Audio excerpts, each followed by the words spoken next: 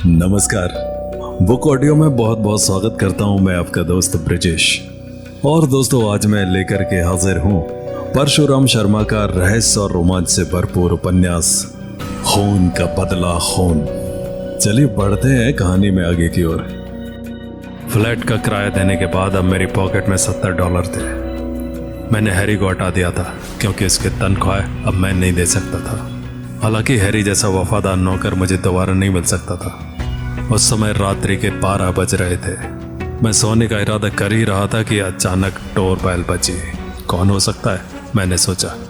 कहीं नेटा तो नहीं, या कोई और? शायद नेटा ही होगी। वो न्यूयॉर्क से आ गई होगी। मैं दरवाजे की तरफ बढ़ा। दरवाजा खोला तो स्तब्ध रह गया। सामने जेनिस खड़ी थी। जेनिस, मेरे मुंह से निकला। बैग फेंक कर जेनिस दौड़ी और मेरी गर्दन में बाहें डालकर झूल गई। प्यासी, वो बहुत प्यासी थी। लगातार मेरे होठों को चूम रही थी। मेरे अंग अंग से वो चिपक गई थी, परंतु मेरा शरीर ढीला पड़ा था। जो बाहें जेनिस को जकड़ने के लिए मचलती रहती थी, वो सुस्त पड़ी थी। मैं हमेशा के लिए न्यूयॉर्क छोड़कर आ गई हूँ। हॉल, तुम्हारे पास अब यहीं रहूंगी। हम दोनों यहीं से अपनी जिंदगी का अध्याय शुरू करेंगे। उस जगह थोड़ा अंधेरा था। कुछ न कहकर मैंने दरवाजा बंद किया और जेनिस को लेकर बेडरूम में आ गया। मैंने तुम्हें और नेटा को बहुत फोन किया, मगर कोई मिला ही नहीं फोन पर। नेटा तो सुना न्यूयॉर्क गई है, परंतु वहां वो कमबख्त मुझसे क्यों नहीं मिली? हम बेडरूम में आ गए थे। हाल, तुम चुप क्यों हो? क्या मेरे इस प्रकार आने से तुम्हें कष्ट हुआ? रोशनी में उसने एकाएक मेरे चेहरे को देखा। नहीं, मुझे कोई कष्ट नहीं पहुंचा। पर अब जेनिस की जुबान तालू से चिपक गई। मेरे चेहरे को देखकर उसका रंग उड़ गया था। मैं तो सोचता था वो चीख पड़ेगी। मेरे चेहरे को देखकर तुम्हें आश्चर्य हो रहा होगा जेनिस। अभी तो तुमने चेहरा ही देखा है, शरीर देखोगी तो पागल हो जाओगी।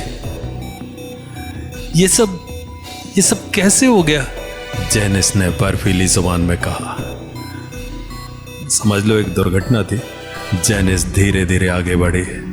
उसके हाथ मेरे गाउन पर पड़े, पर उसने गाउन के बटन खोलकर मुझे निर्वस्त्र कर दिया। उसके बाद उसकी चीख निकल पड़ी, क्योंकि उसके सामने मेरे खूबसूरत जिस्म के बजाय एक ऐसा शरीर खड़ा था जिसके शरीर का कोई अंग ऐसा नहीं था जो कटा हुआ ना हो।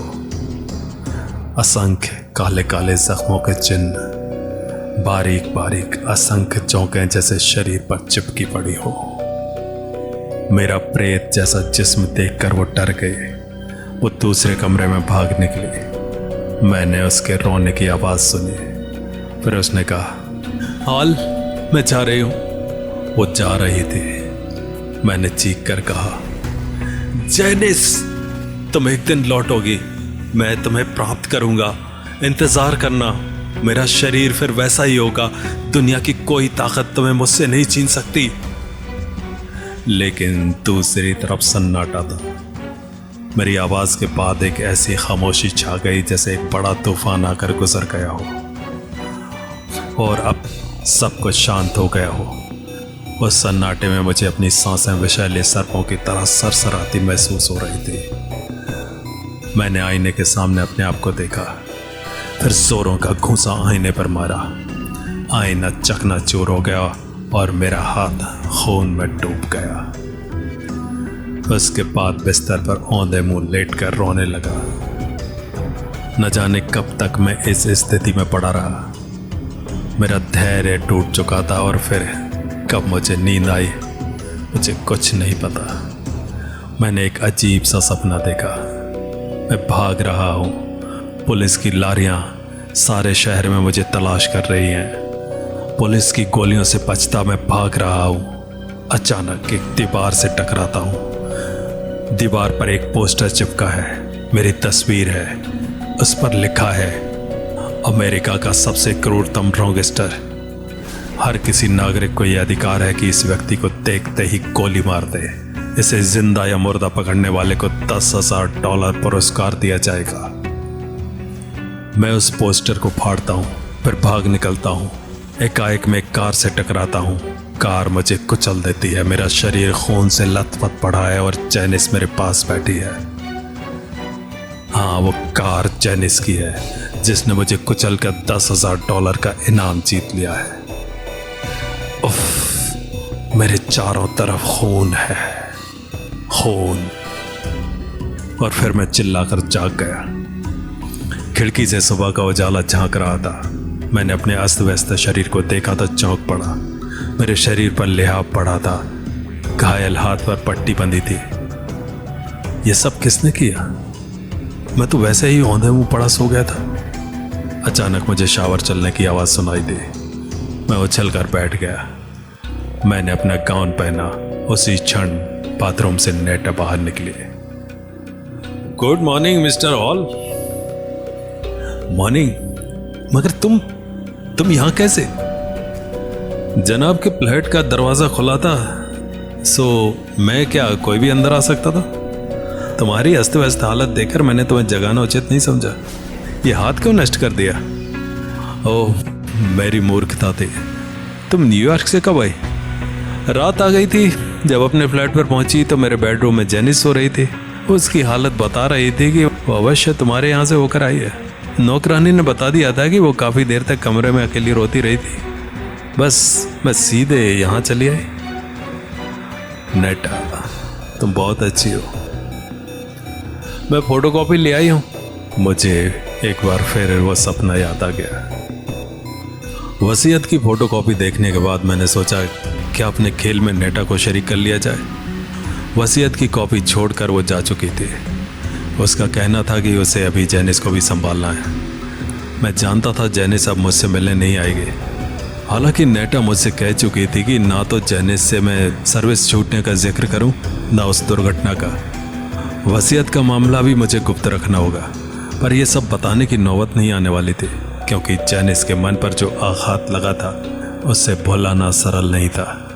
उस वक्त मैं सोच रहा था कि अपने खेल में नेटा को शामिल करूं या नहीं।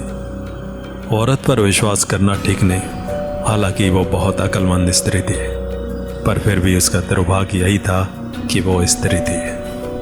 मैं एल्विन मॉर्डी को अपने चक्कर में लेना चाहता था और नेटा मेरे इस काम में बहुत बड़ी सहायक बन सकती थी। लेकिन नहीं, नेटा को अपने खूनी खेल में शामिल करना उपयुक्त नहीं था। क्राइम के मामले में स्त्री का दिल कमजोर होता है। नेटा को तो सिर्फ कुछ समय तक जेनिस को संभाले रखने का काम दिया जा सकता था। वो मेरी शुभचिंतक थी। मुझे सिर्फ 2-3 महीने का समय चाहिए था। मैं नेटा से ये कह सकता था कि 3 माह के लिए मैं मैक्सिको जा रहा हूँ। मैंने अपने आप को फंसाने की योजना बनानी शुरू कर दी। यदि एल्विन मॉर्डी का किडनैप कर लिया जाए तो मैं मनचाही कीमत वसूल कर सकता था। लेकिन एल्विन अगर मेरी कैद में रहा तो उसको छुड़ाने के लिए धन कौन देगा? मैंने सुना था कि वो बड़ा काइया आदमी है, धन के मामले में किसी पर विश्वास नहीं करता। उसके परिवार में कोई दूसरा तो है नहीं और उसकी रखेलों के पास इतना धन होगा नहीं। अगर मैं उसके किडनैप के बाद चेक बुक मंगवा लेता हूं तो भी खतरा था। एल्विन के अपहरण के बाद शिकागो में बड़ा हड़कंप मचेगा। उस हालत में एल्विन का चेक भुनाना मौत को दावत देने के बराबर होगा। पुलिस का जाल पूरे शिकागो पर फैल जाएगा और फिर मैं अकेला इस काम को अंजाम भी नहीं दे पाता। इसमें खतरे ही खतरे थे। किडनैपिंग में खतरा है। तब अचानक मुझे ख्याल आया कि दूसरा रास्ता उपयुक्त होगा, ब्लैकमेलिंग। अगर एल्विन को किसी ऐसे चक्कर में उलझा दिया जाए कि वो ब्लैकमेल होने पर तैयार हो जाए तो इससे सुंदर मार्ग कोई नहीं। ऐसी हालत में 1 लाख तो क्या $2 लाख तक उससे वसूल किया जा सकता है। अगर एल्विन के हाथों किसी का खून हो जाए और खून के सबूत मेरे पास आ जाए तो वो मेरी मुट्ठी में आ सकता था। यही एक बड़ा जुर्म था जिसे ब्लैकमेलिंग का मार्ग बनाया जा सकता था। और कहानी जारी रहेगी अगले अंक में। तो मिलते हैं अगले अंक में। नमस्कार।